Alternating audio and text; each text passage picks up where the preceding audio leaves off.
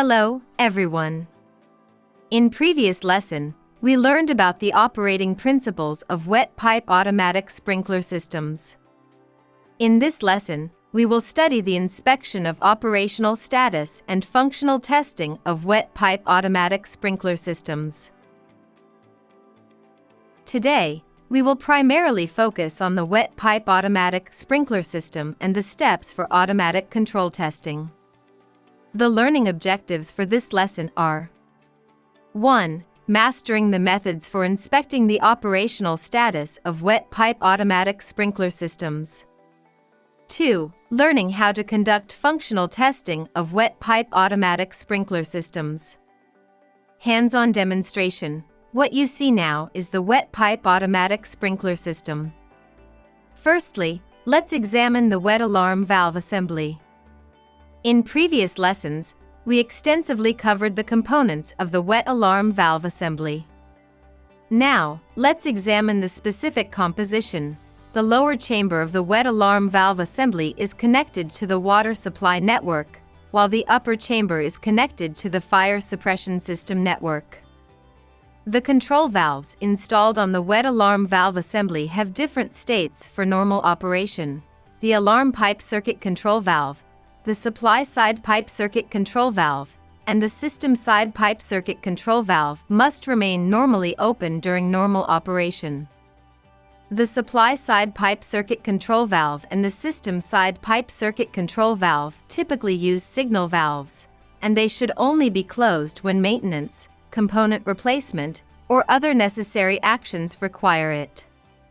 The test pipe circuit control valve and the drain pipe circuit control valve must remain normally closed during normal operation.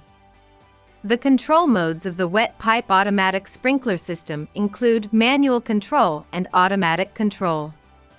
Functional testing of the system also includes manual control and automatic control.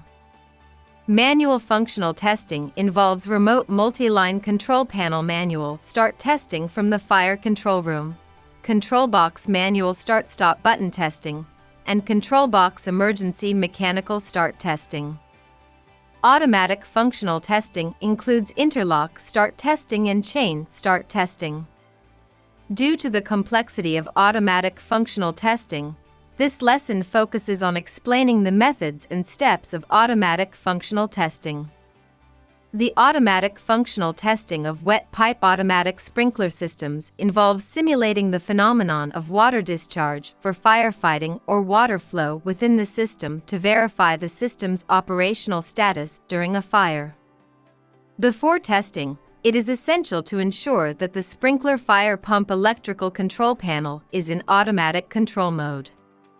Prior to conducting interlock function testing, verify that the fire interlock controller is also in automatic control mode.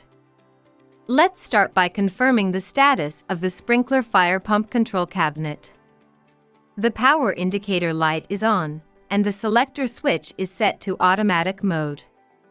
Check the status of the fire interlock controller to ensure it is in automatic enable mode.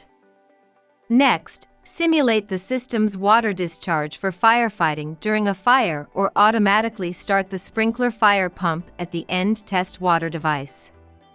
Before opening the test valve, first check the pressure at the end test water device. The static pressure at the end of a wet system should not be lower than 0.1 megapascal. If there is no reading or the pressure is below 0.1 megapascal at the end test water device, it will not be possible to perform the functional test by opening the end test water device. First, identify and eliminate the cause of the fault to ensure that the end test water device test valve can be opened under normal system conditions. At this time, the drain pressure of the wet alarm valve network is reduced, the pressure drops, the wet alarm valve opens, and the initial firefighting water stored in the high-level firefighting water tank begins to supply water to the automatic sprinkler fire extinguishing system. Observe the water flow at the test water joint and the changes in the pressure gauge, recording stable pressure gauge readings. The water pressure at the outlet of the end test water device should not be less than 0.05 megapascal. The fire pump should start automatically within 5 minutes after opening the end test water device. Next, go to the fire control room to check the water flow indicator and pressure switch feedback signals. The sprinkler pump starts and provides feedback signals.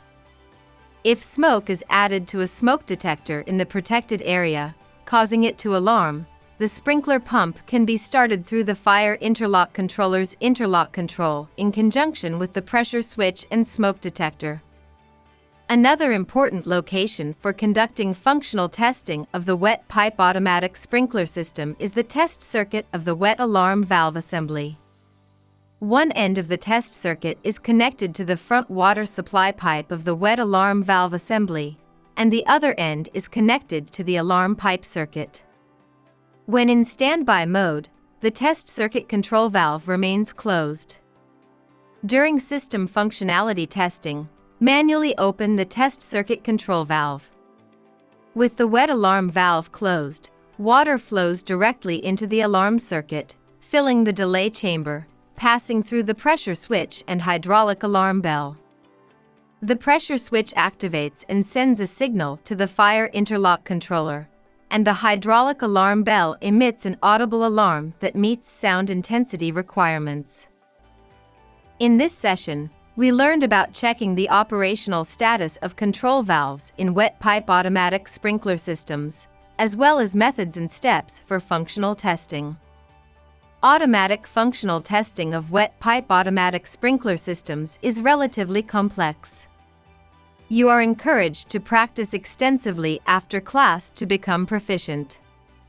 As future firefighting professionals, we must uphold a rigorous scientific attitude and cultivate a strong sense of responsibility. By doing so, we contribute to building a harmonious society and ensuring the safety of people's lives and property. After class, you should consider the following question: what are the differences between conducting functional testing using the end test water device and using the test circuit?